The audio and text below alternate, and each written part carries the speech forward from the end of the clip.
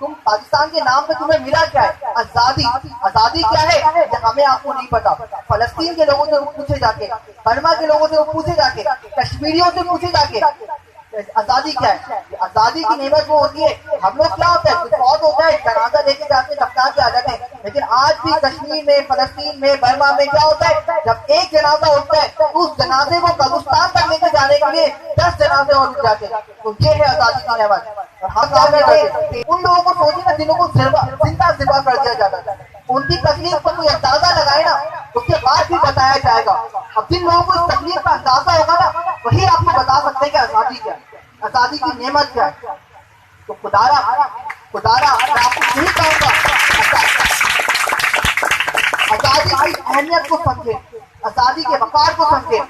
और एक साथ नहीं रह सकते। तो 1940 के दशक में कायदा आज़म ने कहा था कि हिंदू और मुस्लिम दोनों एक दूसरे का है जिद है। अगर एक कहता है सुबह तो दूसरा क्या कहता है शाम है, दोनों एक दूसरे के अलग, एक सिक्के के दो पहलू हैं। दो भाई हिंदू और मुस्लिम एक साथ नहीं रह सकते। इंडिया हमेशा से ये चाहता था कि कश्मीर को इंडिया के साथ मिलाया जाए और ये तासुर दिया जाए कि मुसलमान रियासत जहाँ पे मुसलमानों की अक्सरियत ज्यादा है, वहाँ उस जगह को हिंदुस्तान में शामिल करके वो दो कौमी नजरिया जो क्या किया जाए, खत्म किया जाए। जबकि कुदरत ने ये बात होने नहीं दी।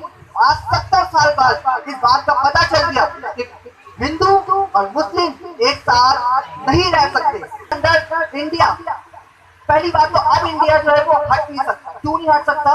क्योंकि इंडिया अपना पैसा 70 साल से, जब पाकिस्तान बना था उसके फौरन बाद से पैसा लगा चुका है अपना, इतना पैसा, इतनी मैन पावर, इतनी अपने लोगों को वहाँ पे जो है वो मरवा चुका है, अपने फौजियों को मरवा चुका है कि अब वो वहाँ से पीछे नहीं हट सकता।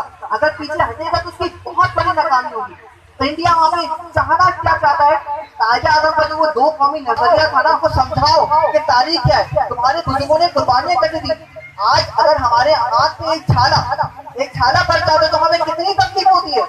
आप सब जानते हैं बात को, तकलीफ होती नहीं होती।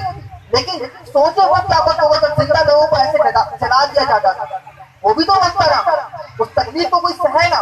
आज हमारे हाथ में जरा सी क्या होती है, प्लेट से अगर जरा सा एक ऐसे करके चाक हो जाए हमारे हाथ, हमें क्या हालत होती है हमारी, 4 दिन तक घर का काम नहीं करते। मुसलमान और हिंदू कभी भी एक साथ नहीं रह सकते। क्यों नहीं रह सकते? क्योंकि ये जो दो मजहब है ना, ये मजहब जो है, इन दोनों के जो अकायद है, वो अकायद एक दूसरे की क्या है, जिद है, एक दूसरे की क्या है, कभी भी एक साथ नहीं रह सकते, ना कोई सोच सकते एक साथ रह सकते।